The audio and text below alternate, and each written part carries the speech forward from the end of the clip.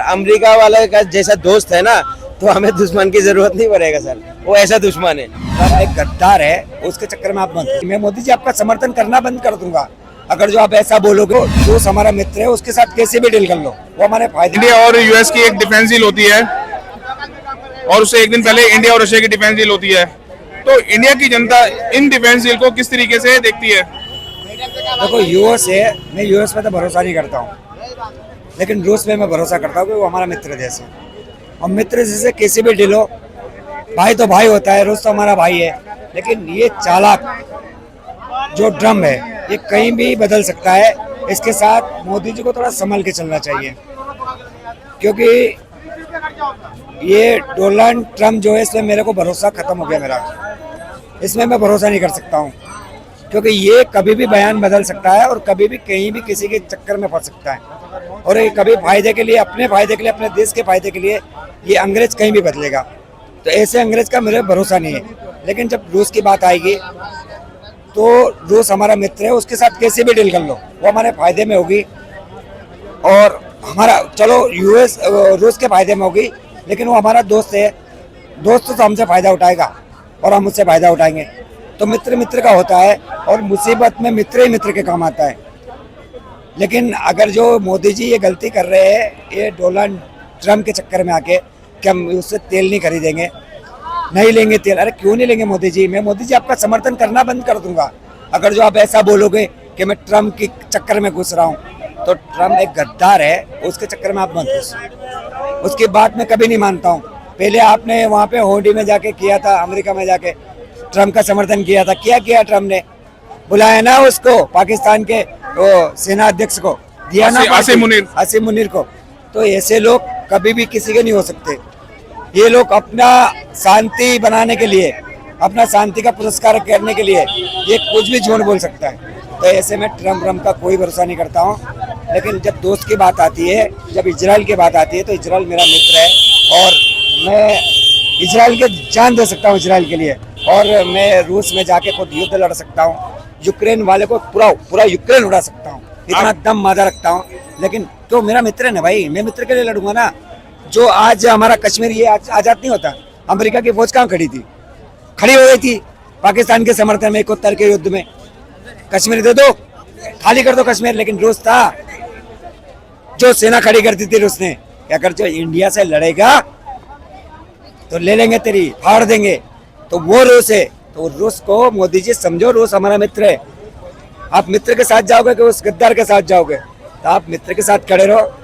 हमें ट्रैफिक लग रहा है, कोई बात नहीं, हम एक रोटी खा लेंगे, एक की आधी खा लेंगे, एक टाइम खा लेंगे, चलेगा। लेकिन हम मित्र के साथ ही रहेंगे। हमारा मित्र जो है, आज मित्र का युद्ध हो रहा है, और मित्र के युद्ध में अगर जो मित्र खड़ा नहीं हो, एक मित्र का अगर जो हमारे युद्ध हो रहा है, तो हम वो नहीं देखेंगे कि मित्र की गलती है। अगर जो मेरे भाई का अगर जो किससे झगड़ा हो रहा है, तो मैं अपने भाई की गलती नहीं देखूंगा। आप पांडव का युद्ध देख लो, आप कर्ण को देख लो, दुर्योधन था उसका दोस्त, 5 उसके भाई थे। देखो मैं एक उदाहरण दे रहा हूँ सर, मैं इतना बड़ा वो नहीं बोल रहा हूँ। तो कर्ण ने क्या बोला था? कृष्ण भगवान को क्या बोला था कि एक तरफ मेरे भाई है 5 और एक तरफ मित्र खड़ा है। तो मैं मित्र के लिए अपनी जान गंवा दूंगा, अपने मित्र को मैं धोखा नहीं दूंगा। मैं अपने भाई का साथ देने वाला नहीं हूँ, कहीं ना कहीं मुझे मरना ही पड़ेगा। तो ये बात अगर आज रूस और भारत पे आ गई है, आज एक तरफ मेरा मित्र खड़ा है और एक तरफ वो गद्दार खड़ा है, तो मैं गद्दार का कभी साथ नहीं दूंगा। अब तेल लेंगे हमारी मर्जी से लेंगे, जो काम करेंगे हमारी मर्जी से करेंगे। तेरे कहने पे तू बोल देगा हम तेल नहीं खरीदेंगे, तो ऐसा नहीं चलने वाला।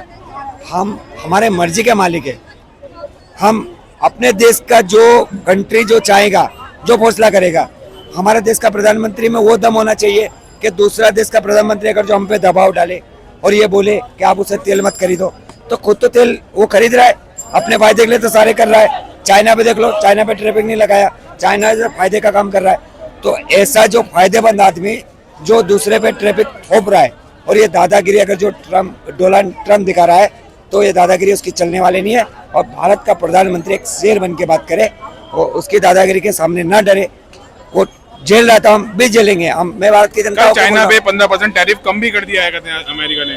सर करेगा ना, मैं तो वही बोलता हूँ दोगला है। कहीं भी कुछ जगह। पहले तो चाइना का दुश्मन बना हुआ था, पहले तो बोल रहा है चाइना के साथ हमारा वो हुआ था, तो मैं बोलना नहीं चाहता हूँ, तो बोल रहा मैं तो सैनिक भेज रहा हूँ, यही ट्रम्प ने ही बोला था। लेकिन वो कहाँ घुस गया, आज देख लो, मेरी बात सुन लो, उसकी जगह उसका ट्रैफिक कम कर रहा है चाइना का, जो कि सबसे ज़्यादा रसिया से वही खरीद रहा है, चाइना ही तेल खरीद रहा है। लेकिन भारत के ऊपर ही क्यों? एक सोची समझी राजनीति है कि भारत को मतलब एक डराना चाहते हैं, और ये मतलब ये पाकिस्तान जैसे लोगों से मिलके, मतलब ये जो सारे जो देश है इस्लामिक कंट्री है, उनसे मिलके भारत पे दबाव बना चाह रहा है कि रूस से तेल न खरीदे। तो हमारी मर्जी है भाई, हम जो मर्जी आएगा उससे खरीदेंगे, और ट्रम्प तेरे बहकाव में नहीं आएंगे। रूस हमारा मित्र देश है, और हम अपने मित्र से ही तेल खरीदेंगे, अपने मित्र के साथ रहेंगे, तो कितना भी ट्रैफिक लगा दे हमें कोई फर्क पड़ने वाला नहीं है। कल चौक में, और आज हम जानेंगे इंडिया के अंदर जो मेक इन इंडिया वाले प्रोग्राम चल रहा है, उसके तहत इंडिया के अंदर जितने भी फोन बनते हैं उन पे मेड इन इंडिया का थप्पा लगता है, जबकि उसके अंदर 99% सारा सामान चाइना का होता है। इंडिया में खाली स्क्रूइंग का काम होता है। इस बारे हम लोगों से जानेंगे। इसमें सिर्फ हमारे यहाँ क्या स्टैंप लगाया जाता है इंडिया का, मेड इन इंडिया, बाकी सारी चीज़ें जो पार्ट्स स्पेयर होता है सारा चीज़ चाइना से आता है। तो कौन सा मेक इन इंडिया भैया?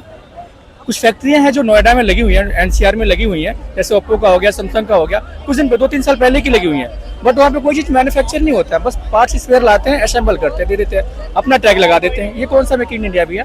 और आपने टैरिफ की भी बात किया था, टैरिफ पे मैं ये कह रहा हूँ कि एफसी बहुत सारी चीज़ें हैं जो अमेरिका का, वो उस पर टैरिफ लगा सकता है। हमारा बहुत सारी चीजें जो ट्रांसपोर्टेशन होता है, तो मोदी जी उस पर चुप्पी क्यों बैठे हैं? इनको भी तो लगाना चाहिए। इनको क्या दिक्कत है? इनको क्या आपत्ति है भाई? अगर वो ठोक रहा है 2500, तुम भी ठोको ना 100।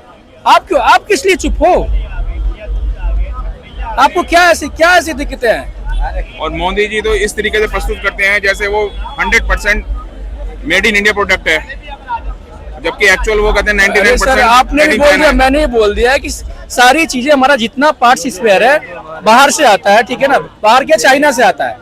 ये चाइना से फाइट करते हैं, सारा चीज वहां से मार्केटिंग वहां से करते हैं, वहां से एक्सपोर्ट लाते हैं, और यहाँ पे असेंबल करके मेड इन इंडिया के टैग ला के दे देते हैं कि लो भाई हमारे यहाँ हम मैन्युफैक्चर कर रहे हैं। इन्होंने किया क्या है जुमलों के अलावा? कुछ नहीं किया है। ना 15 लाख रुपया है, ना 2 करोड़ नौकरी आया, ना 100 स्मार्ट सिटी बना, ना गंगा की सफाई हुई, बस चुनावी जुमले और कुछ नहीं है।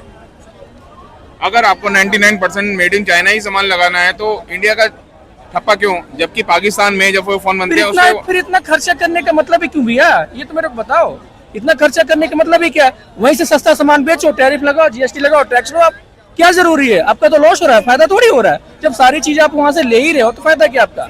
बस टैग के लिए आप इतना खर्चा कर रहे हो, बस नाम के लिए आप इतना खर्चा कर रहे हो कि मैंने ये कर दिया, मैंने वो कर दिया, किया कुछ नहीं। क्या ये टैक्स है, ये अपने प्रचार करने की सारी चीजें हैं, इसमें मैं बताने वाला कि अब ये सारी चीजें तो दिख रहा है, जनता को दिख रहा है, तभी तो 300 से 240 पे आके लटके हैं। अमेरिका से जो ताल्लुकात खराब हो गया था ना, लोगों को दिखा रहे थे कि दोबारा से हम इसको सुधार रहे हैं। ऐसा कुछ नहीं है। जो आपने अभी बोले चाइना में से जो कच्चा सामान आता है, मोबाइल का जैसा मदरबोर्ड आते हैं, सारे चीज रिंगर विंगर सब चाइना से आ रहा है, ठीक है। हमारा जो भारत में आगे उसका असेंबल होते हैं, पैकिंग होती है, ये कोई बड़ी बात थोड़ी है। ये तो बाहर से बहुत सारे कच्चा सामान आता है, यहाँ के पैकिंग होता है बहुत सारी चीज, तो उसमें तो पब्लिक भी कर लेते हैं, तो उसमें सरकार का इतना बड़ा योगदान थोड़ी है उसके अंदर। ये तो सिर्फ लोगों को जुमला देना है और शांत करना है। क्या कस्टमाइज वर्ड को मेड इन इंडिया का नाम दे दिया है? तो कह रहा हूँ सर, ये तो सिर्फ एक जुमला है। जैसा जो 50% टैरिफ लगाया, क्या करा मोदी जी ने? कुछ कर पाया? जो हमारा जनता हुआ जाते थे पढ़ने के लिए, नौकरी करने के लिए, 80 लाख रुपए है सालाना जो टैक्स लगाया, जो टैक्स लगाया है वो कैसे दे देगा बताइए? इतनी बड़ी वो करा है, दोस्ती के हाथ बढ़ा रहे थे। तो मोदी जी जो बाहर जो भ्रमण करे हैं, बाहर देशों में घूमा है, विदेश नीति तो सरासर फेल हो चुका है सर, फेल हो गया बिल्कुल। जो करोड़ों अरबों रुपए जो खर्चा करा है, किनका करा है? मोदी जी का आपका जेब का पैसा खर्चा करा, कोई मंत्री का पैसा खर्चा करा, देश का जनता का पैसा को खत्म करा है और खराब कर दिया। विदेश नीति तो फेल हो चुका है बिल्कुल। आप कहीं देख रहे हो विदेश नीति मजबूत है? इसी कारण विदेश नीति शायद कुछ कमजोर हुई है, इसी कारण छोटे छोटे देश भी हम पे आके भड़क रहे हैं। अभी कुछ हफ्ते पहले आते हैं कि शेख हसीना इंडिया की धरती से कमेंट करती है, इसका क्या इम्पैक्ट है? तो सर इसका हिम्मत किसने दिया बताइए, किसने दिया? हमारा इसी भारत के अंदर दूसरे देशों के नेता प्रधानमंत्री कोई भी बात बोल देता है, इनका हिम्मत किसने दिया है? मोदी जी ने दिया। हमारा देश का मोदी जी कहीं जाके ऐसा भड़का भाषण दे सकता है? नहीं दे सकता है ना सर। फिर ये सही बात है, कहते हैं। उसके अलावा संडे को यानी कल इंडिया और साउथ अफ्रीका की वुमेन्स टीम वर्ल्ड कप का फाइनल खेलेंगी। क्या इंडिया की लड़कियां कल जीतती हुई दिख रही हैं आपको? नहीं, देखिए हमेशा तो हमारा देश की बेटी हमेशा बड़े बड़े काम ही करा है, छोटा काम तो कभी नहीं करा, ठीक है। फिर भी हमारा देश के बेटियों की इज्जत नहीं मिलता है। मिलता है, दिखाइए। सुफिया कुरैशी कौन थे बताइए, उनको भी आतंकवादी बहन कह देते हैं। ये क्या नाम है, एक खिलाड़ी और थे जो कुश्ती के खिलाड़ी थे, उनको जंतर मंतर में कैसा करा बताइए। साक्षी, हाँ बताइए उनके साथ क्या हादसा हुआ। तो ये सब चीज क्या है भाई, सरकार जो है बस मुंह से बोलता है बेटी बचाओ बेटी पढ़ाओ, बेटी ना पढ़ पाती है ना बच पाती है। मतलब अभी जो सरकार बोलती है वो धरातल पे दिखता नहीं है। नहीं दिख रहा, आप आंखों का सामने देखिए ना, नए नए सरकार बने थे बताइए, मनीषा एक बहन की बलात्कार हो जाता, कितना घिनौना तरीके से बताइए। कभी ऐसा रेप आपने सुना जो उसका प्राइवेट पार्ट्स के अंदर हाथ डालना, उसकी आंतरी खींच लेना, उनके प्राइवेट पार्ट्स के अंदर तेजाब डाल देना, मुंह पे तेजाब डाल देना, गले के हड्डी तोड़ना, रीढ़ की हड्डी तोड़ना, आपने सुना कभी ये सब चीजें? ये सब चीज हो कहाँ रहे से बताइए ना। राजस्थान में देख लीजिए, यूपी में देख लीजिए, 25 लड़के मिलके एक बेटी का बलात्कार कर देता है, उनके घर में भोजन नहीं चलता है। तो ये क्या राजनीति हो रहा बताइए ना। आप तो कहते हो लाल किले में आके भरे गले में से बता के जाते हो जो बेटी पढ़ाओ बेटी बचाओ, आपने बेटी के लिए कितना कानून बना दिया। इसी देश के अंदर आपको बुर्के पहनने के लिए कानून बना रहे हो, और हमारे देश के अंदर जो रेप हो रहा है बेटियों का, उस पे कानून कब बनाओगे? कानून अपने हिसाब से बना रखा है, लेकिन उसमें अगर अपने फायदे के लिए, अगर कानून के अंदर उस कानून के तहत जल्दी से जल्दी। आप सुनिए, कांग्रेस का टाइम में मैंने देखा था 2-3 लड़कों को फांसी हो, उसके बाद से दिखा दीजिए मुझे कोई रेपिस्ट को फांसी हुआ दिखाइए।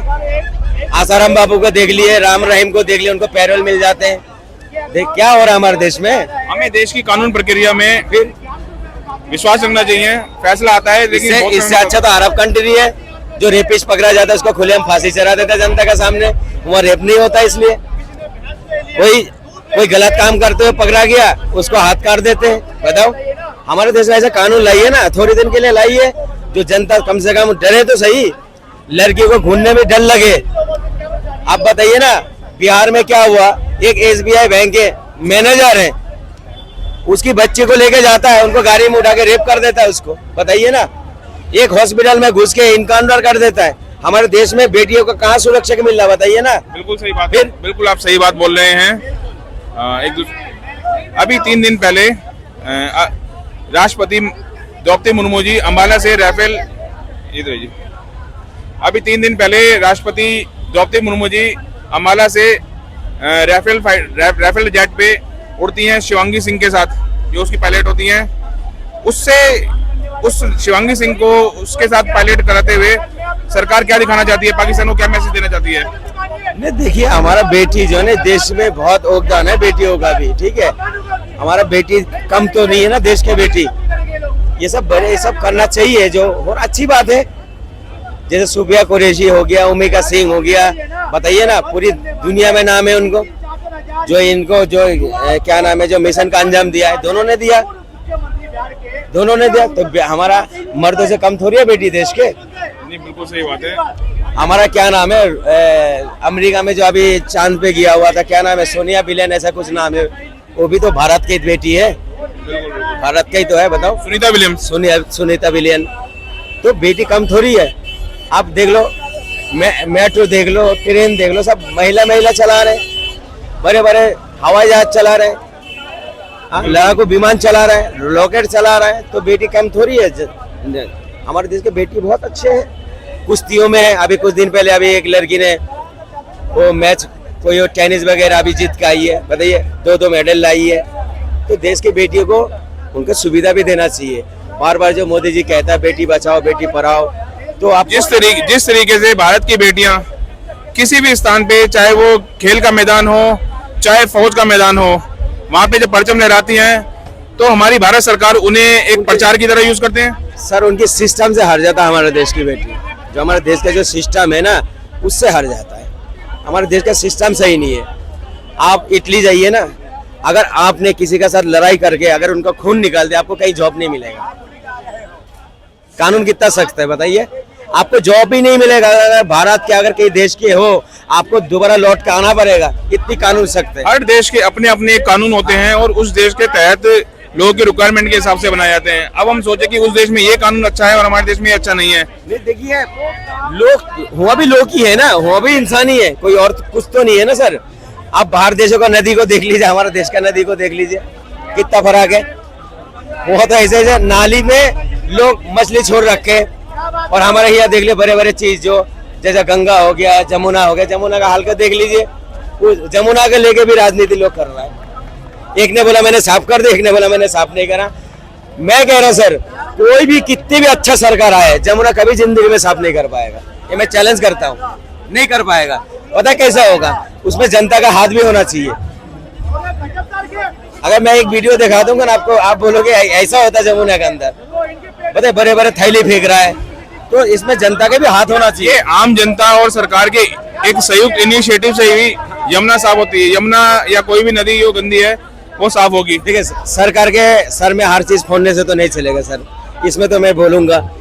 ठीक है, चाहे कोई भी सरकार आए तो लोगों को भी, जनता को भी योगदान होना चाहिए उसके अंदर। आप पॉलिथीन फेंक देते हो, पुडलिया फेंक देते हो, बैग फेंक देते हो, ठीक है, आप उसके अंदर आपने कितने कितने चीज होती है, वो सड़ते नहीं है। बहुत सारे फूल होता है, बहुत सारे धार्मिक चीज होता है, आप पानी में डालते हो, उसके लिए सरकार को इंतजाम भी करना चाहिए सर। हर चीज सरकार के मत्थे पे फोड़ना नहीं चाहिए, उसमें जनता का हाथ होना चाहिए सर। अगर एक सरकार देखिए, अगर जैसे रास्ते के अंदर हम कूड़ा फेंक रहे, अगर अच्छी जगह में हम फेंकेंगे कूड़ादान